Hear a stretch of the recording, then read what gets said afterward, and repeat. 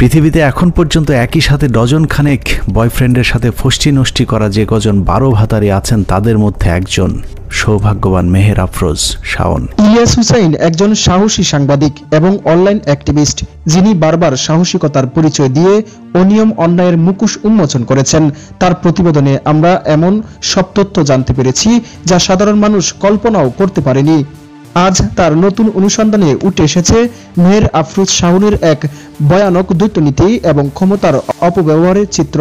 সাংবাদিক ইলিয়াস হুসেন তার অনুসন্ধানে শাওনের ব্যাপারে এক চাঞ্চল্যকর তথ্য দিয়েছেন, যেখানে সাংবাদিক ইলিয়াস হুসেন তার অনুসন্ধানে শাওনের ব্যাপারে এক চাঞ্চল্যকর তথ্য উঠে এসেছে। সাংবাদিক ইলিয়াস হুসেন বলেন, পৃথিবীতে এখন পর্যন্ত একই সাথে ডজন কানেক বয়ফ্রেন্ডের সাথে ফুষ্টিনুষ্টি করা যে কয়জন 12 ভাতারি আছেন তাদের মধ্যে একজন সৌভাগ্যবান মেহের আফরোজ শাওন। অথচ প্রেমের টানে বান্ধবীর পয়সাওয়ালা বাবাকে বিয়ে করা শাওন নিজের বাবার বেলায় বেঁকে বসেছেন। মোহাম্মদ আলী তার মেয়ের চেয়েও 15 বছরের ছোট এক নারীকে বিয়ে করায় কোনোভাবেই স্বীকৃতি দিতে নারাজ হুমায়ুন আহমেদের দ্বিতীয় স্ত্রী শাওন। হুমায়ুন আহমেদের কন্যার বান্ধবী ছিলেন মেহের আফরোজ শাওন। সেই সম্পর্ক থেকেই তিনি হুমায়ুন আহমেদের সঙ্গে ঘনিষ্ঠ হন এবং শেষ পর্যন্ত তার দ্বিতীয় স্ত্রী হয়ে ওঠেন। বিয়ের সময় শাওনের বয়স ছিল মাত্র 25 বছর আর হুমায়ুন আহমেদের বয়স ছিল 56 বছর। এই অসম বয়সের বিয়ে নিয়ে নানা বিতর্ক থাকলেও শাওন নিজের স্বার্থের জন্যই এই বিয়ে করেছিলেন বলে অভিযোগ রয়েছে। কিন্তু বাস্তবতা আরো নির্মম। মেহের আফরোজ শাওন নিজে যখন তার চেয়ে 30 বছরের বড় একজনকে বিয়ে করলেন তখন সেটা তার কাছে স্বাভাবিক মনে হয়েছে। অথচ তার নিজের বাবা ইঞ্জিনিয়ার মোহাম্মদ আলী যখন 28 বছর বয়সী এক নারীকে বিয়ে করলেন তখন শাওন তার পরিবার সেটা সহ্য করতে পারেনি। শাওন ও তার পরিবার শুরু থেকেই তার বাবার দ্বিতীয় স্ত্রীকে মেনে নেয়নি। নানা রকম শারীরিক ও মানসিক অত্যাচার করে বাবার জীবন দুর্বিষহ করে তোলেন। পরিস্থিতি এমন পর্যায়ে গিয়েছিল যে শাওন তার বাবাকে মিথ্যা মাদকাসক্ত বানিয়ে রাজধানীর একটি রিহ্যাব সেন্টারে পাঠিয়ে দেন। সেখানেও তাকে নিয়মিত নির্যাতন চালানোর নির্দেশ দেন শাওন।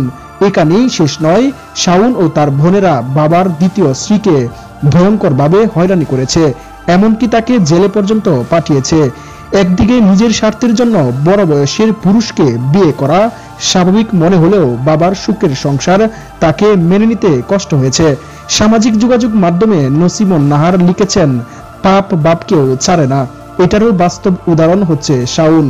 কে কবে চিন্তাও করতে পেরেছিল শাওনের 80 বছরের পিতা আলী সাহেব স্ত্রী তাকার কথা লুকিয়ে সন্তানের থেকেও 15 বছরের ছোট কাউকে বিয়ে করে ফেলবে। শাওনের বাপ কি তবে তার পাপকে স্পষ্ট করলো? হিস্ট্রি কি রিপিট হলো? দ্বিতীয় বিয়ে মানুষ করতেই পারেন যথাযথ সামাজিক আইনি ধর্মীয় নিয়ম মেনে, এটা নিয়ে কোনো কথা নেই।